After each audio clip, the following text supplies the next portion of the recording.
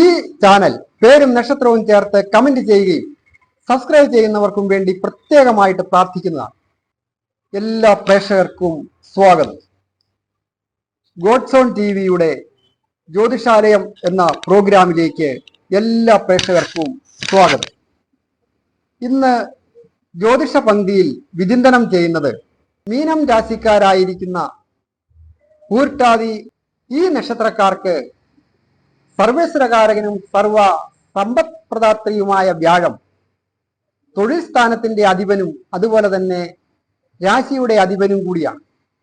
അങ്ങനെയുള്ള ഈ വ്യാഴഗ്രഹം വിക്രമസ്ഥാനമായ അല്ലെങ്കിൽ ധൈര്യത്തിന്റെയും വീര്യത്തിന്റെയും ഭാവത്തിൽ നിൽക്കുന്നു.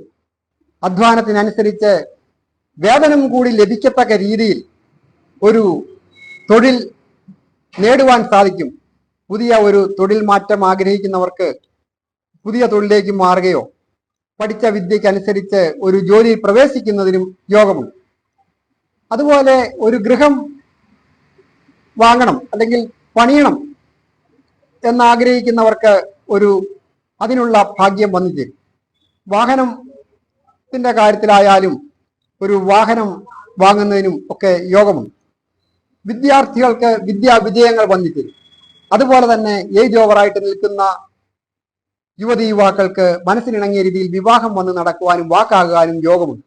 പിണങ്ങി നിൽക്കുന്ന ദമ്പതികൾക്ക് ഈശ്വരാധീനത്തിന്റെ ഇരട്ടി ശക്തി വർദ്ധിക്കുകയാൽ ഈ വിക്രമസ്ഥാനത്ത് നിൽക്കുന്ന വ്യാഴം ആ ദാമ്പത്യ ഭാവത്തിലേക്ക് പൂർണ്ണമായ ദൃഷ്ടി ഇരട്ടി ശക്തിയോടുകൂടി നൽകുന്നതിനാൽ കോടതി മുഖാന്തരം ഒക്കെ കേസോ കുക്കാറോ ഒക്കെ ഉള്ളവർ അതിൽ നിന്നെല്ലാം വിടുതൽ കിട്ടി ഐക്യത്തോടുകൂടി വീണ്ടും ഒരു കുടുംബജീവിതം സന്തോഷകരമായി നയിക്കുവാനൊക്കെ യോഗമുണ്ട്.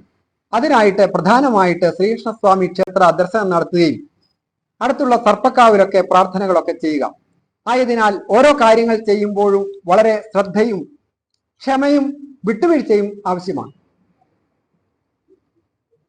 എന്നിരുന്നാലും ഒരു പരിധിവരെ ശ്രമം കൊണ്ട് നേടുവാനായിട്ട് സാധിക്കും. ധനസ്ഥാനത്തിന്റെ അധിപൻ സുഖസ്ഥാനത്ത് കൂടി നിൽക്കുന്നു. അങ്ങനെ ഒരു നേട്ടവും കൂടെ ഇപ്പോൾ ഉണ്ട്. അത് പ്രായമായ മാതാപിതാക്കൾക്കും കൊച്ചുകുട്ടികൾക്കും ഒക്കെ വളരെ നല്ലതാണ്. കൂടാതെ സ്വന്തം പേരിൽ ഭൂമി വന്നു ചേരുന്നതിനുള്ള യോഗമുണ്ട്.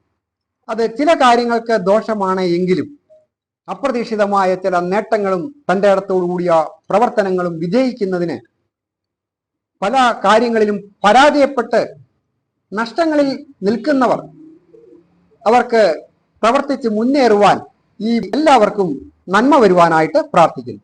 ഈ ചാനൽ സബ്സ്ക്രൈബ് ചെയ്തിട്ടില്ലാത്തവർ സബ്സ്ക്രൈബ് ചെയ്യുകയും അവരവരുടെ പേരും നക്ഷത്രവും ചേർത്ത് കമന്റ് ചെയ്യുകയും ചെയ്താൽ അവർക്ക് വേണ്ടി പ്രത്യേകം പ്രാർത്ഥിക്കുന്നതാണ്.